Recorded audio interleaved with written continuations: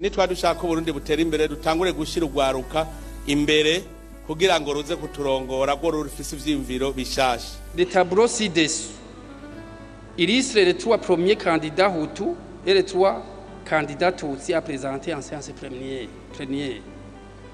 Kuvuga kubera twaramprasa abagabo babiri umuhutu n'umututsi ni kuvuga ngaha muri séance plénière twategezwa kuzana abahutu batatu ba mbere n'abatutsi batatu ba mbere kugira ngo dushobore gutoramwo umwe muri buri bwoko. Abo naba muravye mwijatabura amanota baronse batatu ba mbere uko bakurikirana.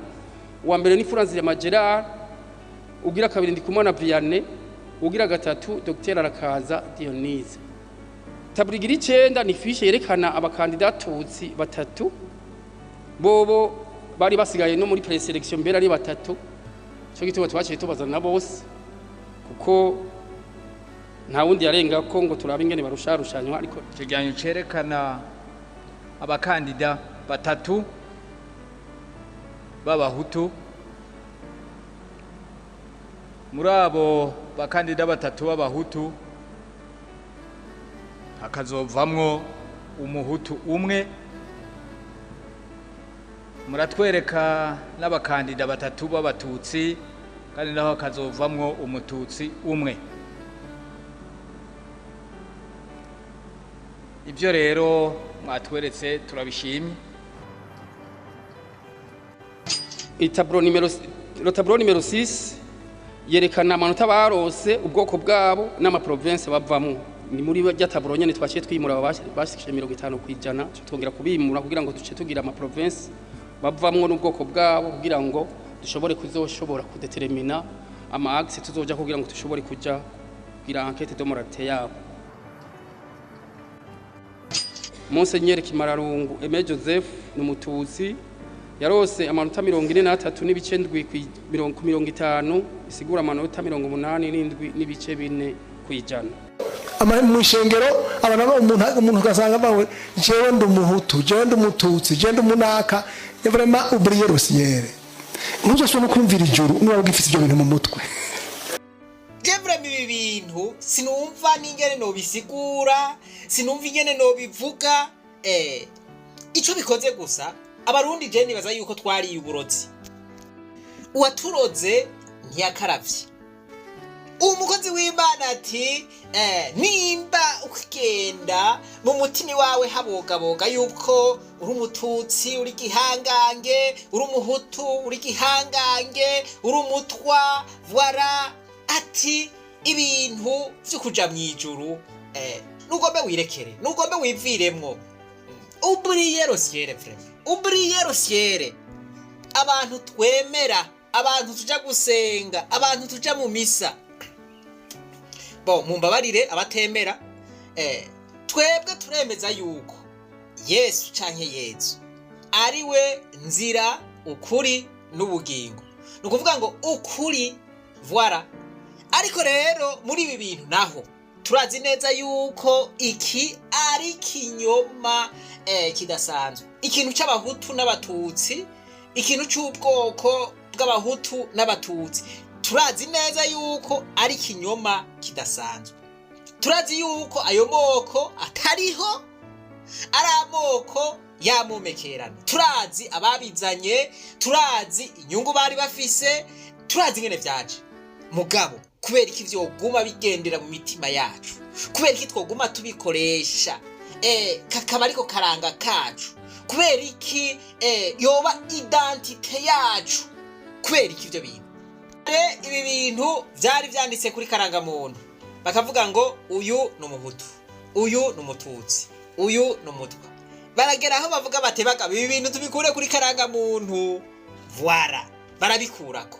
Gabugiye kubiraba babikuye babihanaguye kuri karanga muntu gusa. Mu mitima biracariyo, mu bikorwa vya misi yose turacabikoresha. Ugiye gusaba kaza ahantu bakubaza ngo uri umuhutu voilà, uri umututsi voilà, uri umutwa voilà. Pour dire que ni identité. Numva ahubwo umuntu avyishimira yogomba kabisubiza kuri karanga muntu yiwe akavyandika bikaboneka neza yuko ari umuhutu canke ari umututsi, kuko ntaho bitaniye nuko ugenda ahantu ukavuga ngo jewe ndi umuhutu, jewe ndi umututsi. Wavuze yuko uri umuhutu ubikuye kuki? Voilà.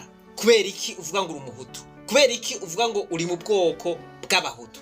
Kandi ubwo bwoko butabaho. Tuzi ingene kare vyari bimeze. Nk'umuntu w'umukozi w'Imana wewe ibi bintu avyemera, uyo vraiment naho kazi yoca agomba kagaheba akakavamwo akavuga ati jewe ibi bikorwa ndabihevye. Voilà. Kuko ariko arabesha abantu, nta ariko arabajana. Aha turumvise Musenyeri Emeki Mararungu Joseph. Aha rero je ndibaza nti nk'abakozi b'Imana bemera bakemanga ko mu Burundi hari ubwoko, bakemanga bati je ndi umututsi, je ndi umuhutu, je ndi umutwa, nta problem. Abantu nk'aba murumva yuko boshobora kubwira abakirisu bati okay, abakirisu b'abahutu ni muje ngaho, abakirisu b'abatutsi ni muje ngaho, abakirisu b'abatwa ni muje ngaho. Giti canje je ndavuga nti umukozi w'Imana atarihana ibi bintu bitaravamwo, avyemeza ku mugaragaro akavuga yemanga ati je ndiki ndikiriya. Voilà. Ndavuga nti ivy'Imana vy'ukuja mwijuru yombwira ibindi amakuru y'inkino, amakuru y'ivya politike, amakuru y'ibidukikije canke ibindi. Nta bintu vy'ukuja mwijuru yombwira. Oya. Kandi akorera ku binyoma twese tuzi ingene vyaje. Voilà. Ibi sinokwirirwa ndabisubiramwo maze kubivuga ko kenshi, kandi abantu b'abashinga ntahe nabo nyene ndazi yuko babizi. Voilà. Kare nta bwoko bw'abahutu n'abatutsi n'abatwa bwariho mu Burundi. Hariho imiryango y'abarundi. Abarundi bagiye gusaba n'abageni barakubaza bati uri uwo muryango wahe? Voilà, ukavuga uti jewe ndi umushubi, ndi umucaba, ndi umujiji, voilà, ndi umunyakarama. Uko niko bari babayeho. Abo barundi baho hambere basangira akabisi n'agahiye. Mu mahirwe mu magorwa abarundi twarurunani, kera twasangira byose, nta muryano wavurwa, twamye turaba mugabo umwe, abagabo b'ukuri.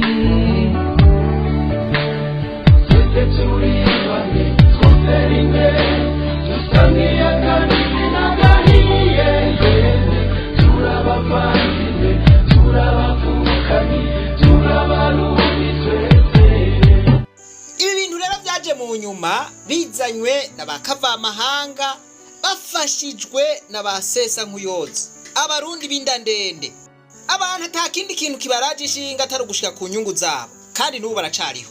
Kavamahanga ngo baze baduciye mw'imirwi, baje badushinga mw'imbuto y'ububisha n'ububegito. Abarundi baca batangura gucanamwo no gukebana. None ibi bintu uku kuri kubera iki tuguma tukwirengagiza? Kubera iki tuguma tugendera kuvyo abo bakavamahanga batuzanyemwo? Kubera iki tutosubira kuvyakera? Inkumbi zaguye, ingaruka mbi vyaduteye, ntimuzibukaga yemwe? None ibi babakozi b'Imana nariko ndavuga ariyo bari kuja gufata iya mbere kugira ngo ibi bintu bifudike. Ibi bintu baravyirengagiza bakabirengako, bakabandanya bigisha abakirisu babo canke abayoboke babo ko mu Burundi hari ubwoko bw'abahutu n'abatutsi n'abatwa. Muribagiye ico vyatuzaniye ibi bintu. inema yuzuye bagwa nk'abiyago ku mohe yo munsi y'Uburundi barasesa amaraso imfuvyi zirayebayeba abavyeyi barapfakara none ibiga yemwe nubeshi nimba atari ububeshi twankira iki kubikuraho twankira iki kubifutanganya ngo biveho. umukuru w'igihugu cy'u Burundi Pierre Nkurunziza ararega ububirigi kuba ari bwo bwazanye amacakubiri mu Burundi. Perezida Nkurunziza yabivugiye mu murwa mukuru w'intara ya Muyinga mu ijambo yaragejeje ku bari bitabiriye ibirori byo guhimbaza imyaka 26 ishize hemejwe amasezerano y'ubumwe bw'abarundi. Ibirori byuguruwe n'amasengesho y'abaserukiye amadini atandukanye. Musenyeri Yohakimu Ntahondereye arongoye Diocese Gatolika ya Muyinga niwe yuguruye ayo masengesho. Akoresheje agace k'igisabisho cyo gusabira amahoro u Burundi cama kivugwa mu nkuka za misa muri iryo shengero, Musenyeri Ntahondereye yasabiye abarundi kubana mu mahoro. Mugabo nkuko bamwe duhora tubikwemerera muri sabisho nk'iki, abarundi twarabaye babahebiyake, turahumanya agashusho kabo baturemanye. Atabarundi twarabaye babahebiyake, turihumanya, duhumanya agashusho k'Imana yaduhaye, twishyirako ivy'ubuhutu n'ubututsi. Urabona nawe mukama ingene twafutanije iki gihugu cyacu. Igihugu cy'u Burundi twaragifutanije, ukusukubesha nivyo nukuri hasesetse amaraso menshi cyane gushika ubu hariho n'abakiri mu buhungiro. Igihugu cy'u Burundi carafutanye, abantu bakicwa, abandi bakangazwa, imfuvyi n'abapfakazi bakabura bo bitura, n'ibidukikije navyo nyene bikahonera. Turagusavye rero utugirire ikigongwe, maze uyu munsi mukuru udukoranirije ngaha ukubera akaryo keza ko kudukaburira umutima wo gusubiza hamwe ngo tubane mu bumwe n'amahoro. Tubana amahoro bantu b'Imana. Nabwiye nti dukora umugambi wa tubana amahoro. Bamwe baritwenge bati mbeguye ivya tuzanyemwo nibiki.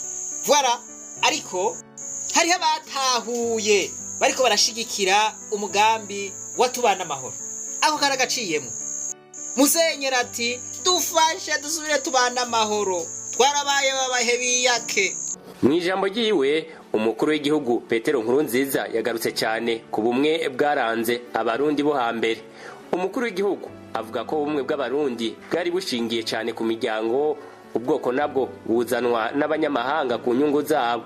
Mu mvugo itomoye umukuru w'igihugu yadomye urutoke ku bubirigi ko ari bwo bwazanye injyane mu Burundi. Ubumwe bw'abarundi bwatosekajwe n'abanyamahanga na cyane cyane abakoroni, kandi abakoroni si bose. Ubumwe bw'abarundi bwatosekajwe n'abakoroni b'ababirigi. Tuze mu gihe cyo kumenya ukuri no kurekuriranira no kunywana. Voilà, ibi rero abantu babandanye bavuga ko ari abahutu n'abatutsi baba bemeye ideology y'ababirigi.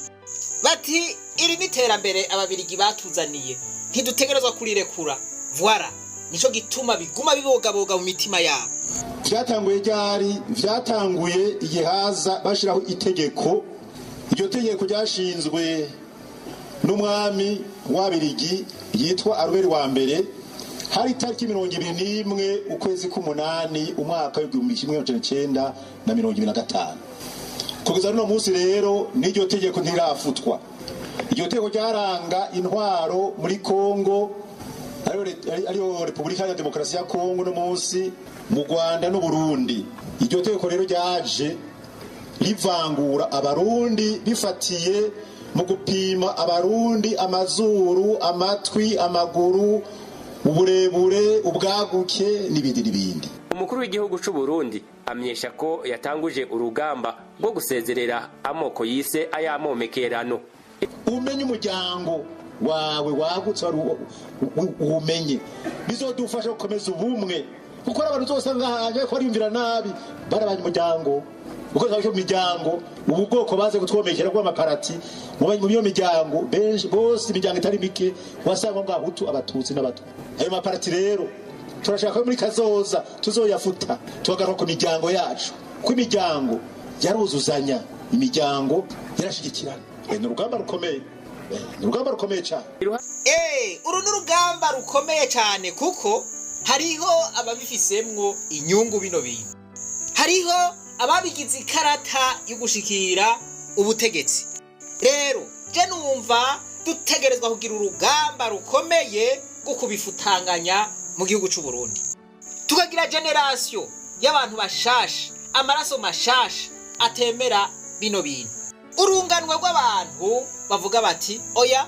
twebwe ntiturabatutsi twebwe ntiturabahutu twebwe ntiturabatwa turi mu bwoko bw'abarundi kubwanje numviri ryo bari iteka harageze nimba hatarengeranye kugo gwaruka ruhaguruka rukava mu gacerere maze rugaharanira uburenganzira bwako mu by'ukuri turakeneye ugwaruka rw'intwari voilà abantu badahagarara ku kinyoma abantu batizera gusa ivyo bakuze bumva ahubwo abantu biyumvira bagakoresha ubwenge abarundi intwari dukomeze urugamba rwo kubaka uburundi mu bumwe n'amahoro ubumwe bw'abarundi bose busasagare mu buzenge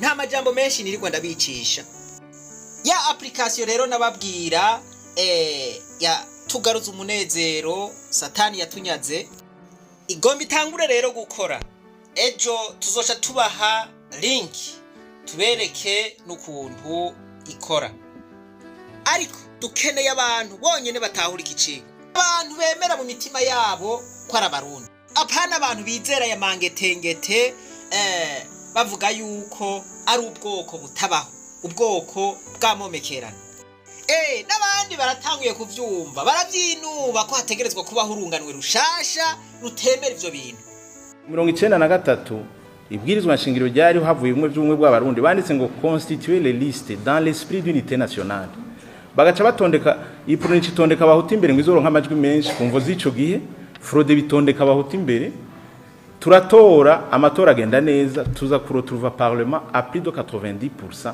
irimwe abahutu gusa mu gihugu kirimo ingorane z'amoko z'abahutu n'abatutsi ivyo ntitubinyegezanye rero nico gitumi yarusha baca bavuga ati twarabonye ibintu byo kubeshanya ngo turi bamwe ihageze biragorana iri bitegeka ati kuri batatu hategezwa kubamo umuhutu n'umututsi n'umugore nikibi ciyumviro niri bitegeko bijamwo babatereko naho muvuga uko hari abantu twibagiye shiramwe abatwa ati muri cooptation je muri mwe ndabona abadepite n'abazo abadepite je nyangira bagire clin d'œil mu misiza mwitege ikindi kibazo c'abarundi atarabahutu atarabatutsi atarabatwa mu misiza tuzoronka ibibazo batubwira ati iribwirizwa nshingiro dufise hari umugwi w'abarundi rikumira kandi ntabwo bame Prosper karibabwira je suis conseil ico kibazo araje nibaza yuko igihe cashitse nta kuntu twoguma dukorera ku bintu vy'amanyanga ku kinyoma tuzi ukuri ntibishoboka mu Burundi nta bwoko bw'abatutsi buriho nta bwoko bw'abahutu nta bwoko bw'abatwa buriho turi ubwoko bw'abarundi uburenganzira bwacu rero tubwirizwa kubuharanira ejo tuzobaha ya link ya application muce mwinjiramwo tubereke ingene mwuzuza ingene mushiramwo ibiharuro canke amajambo kabanga ariko twifuza yuko hajamwo abatahuye ikicigwa hamwe n'ikindi tuzotanga nta bintu vy'ubujanja canke vy'uburyarya dukeneye ikicigwa utagitahura nutatahura ico kindi cejo ntibikenewe yuko wokwirika urata umwanya wiyandikisha muri ya application. Wowe uriko uratwara ikibanza c'abandi c'ubusa.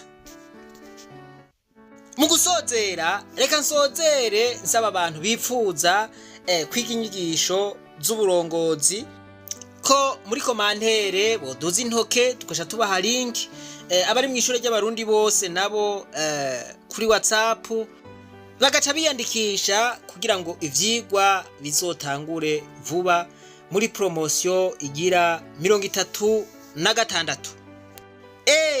Turakeneye urunganwe rushasha, abarongozi bashasha, abarongozi b'amaraso mashasha, kandi abo bategerezwa kuba ugwaruka.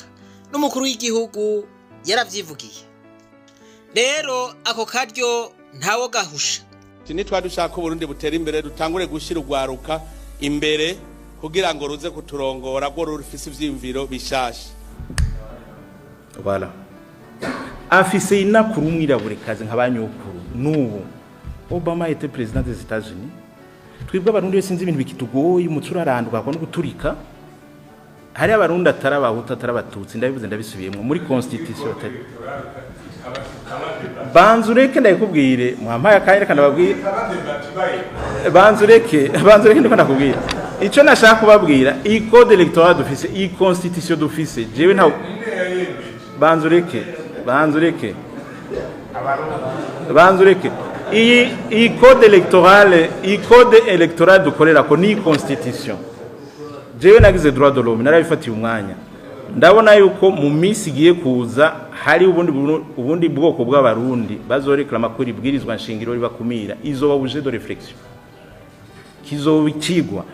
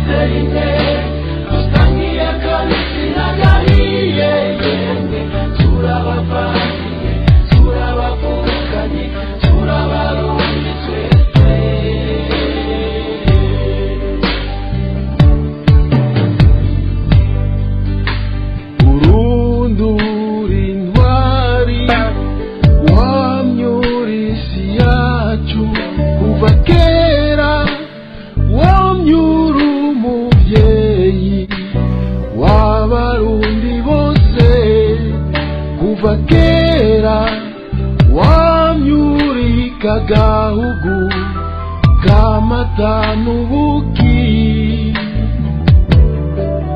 mu mahirwe mu magorwa abarundi twarurunani kera twasangira byose nta muryano wavurwa twamye turaba mugabo abagabo b'ukuri twese turi bamwe twotera imbere dusangiye akabisi n'agahiye turabavandimwe turabavukanye turabarundi twese.